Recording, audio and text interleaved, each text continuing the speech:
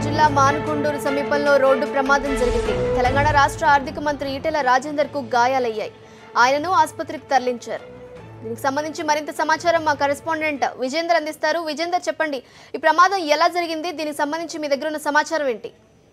నీలిమ తెలంగాణ రాష్ట్ర ఆర్థిక మంత్రి ఈటెల రాజేందర్ ఘోర ప్రమాదం నుంచి బయటపడ్డారని చెప్పవచ్చు. ఎందుకంటే ఈటెల రాజేందర్ కొద్దిసేపటి క్రితం అంటే కరీంనగర్ జిల్లా మానకొండూరు సమీపంలోని కెనాల్ వద్ద ప్రమాదానికి గురి కావడం జరిగింది.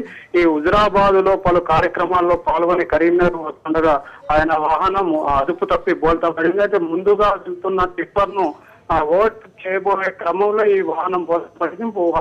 మొత్తం ఈ వాహనం 2 పల్టీలు కొట్టింది. ఈ వాహనంలో మంత్రితో పాటు 2 గన్మెన్లు, డ్రైవర్ ఉన్నారు. మొత్తం 4 ఉన్నారు.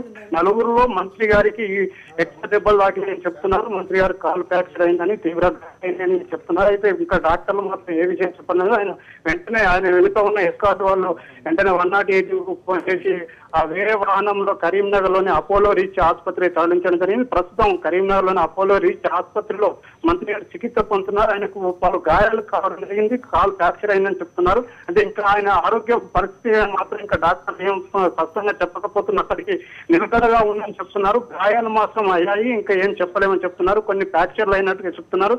ఒక కాలు ఫ్రాక్చర్ అయినట్టుగా చెప్తున్నారు. కానీ ఇంకా డాక్టర్లు ఇంకా బయటికి రాలేదు. వాళ్ళు వస్తే పూర్తి వివరాలు తెలిసే అవకాశం ఉంది. అయితే హుజురాబాద్ లో అదే విధంగా ఫుట్బాల్ టోర్నమెంట్ కార్యక్రమాల్లో పాల్గొని ఈ 4 గంటల ప్రాంతంలో ఇటు కరీంనగర్ కు బయలుదేరారు. కరీంనగర్ లో 3 కార్యక్రమాలు ఉన్నాయి. కార్యక్రమాలు రావడం జరిగింది. కొద్దిసేపట్లోనైతే కరీంనగర్ 10 నిమిషాల్లో అయితే కరీంనగర్ చేరుకుంటున్న క్రమంలో ఈ మానకొండూరు సమీపం అంటే మానకొండూరుకి ఎంటర్ అవుతున్న క్రమంలో ఈ కాకతీయ కెనాల్ ఉన్నాయి. కాకతీయ కెనాల్ దాటిన తర్వాత అంటే కొంత స్పీడ్ గానే రావడం జరుగుతుంది. అయితే స్పీడ్ లో ముందుగా ఉన్న ఈ టిప్పర్ వాహనాన్ని తప్పించబోయి దాన్ని ఓవర్టేక్ చేస్తున్న క్రమంలో అదుపు తప్పి బోల్తా పడిందని చెప్తున్నారు. అయితే ఈ మంత్రి గారు వాహనానికి ఇది 2వ ప్రమాదం.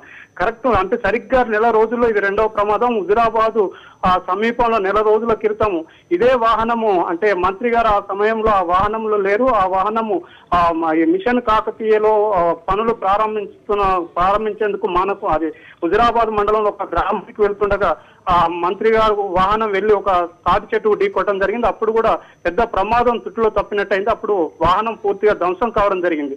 అది సరిగ్గా నెల రోజుల క్రితం ఈ ప్రమాదం జరిగింది. ఇప్పుడు మాత్రం మంత్రి గారు ఆ వాహనంలో లేక వేరే అంటే ఎంపీ వినోద్ కుమార్ వాహనంలో ఉన్నప్పుడు మంత్రి గారికి ఏం కాలేదు. అందులో ఉన్న డ్రైవర్ కు స్వల్ప గాయాలి. అప్పుడు వాహనం పూర్తిగా ధ్వంసం కావడం జరిగింది. అదే వాహనం మళ్ళీ ఈ రోజు సరిగ్గా నెల రోజుల్లోనే మళ్ళీ ఇది 2వసారి ప్రమాదం గురి కావడం జరిగింది. ఎందుకంటే ఈ వాహనం ఆయనకు అచ్చరాలేదు అనేది కూడా కొంత ప్రచారం జరుగుతుంది. ప్రస్తుతం మాత్రం మంత్రి గారికి తీవ్ర గాయాలైనట్టుగా చెప్పడం జరుగుతుంది. నీలిమ.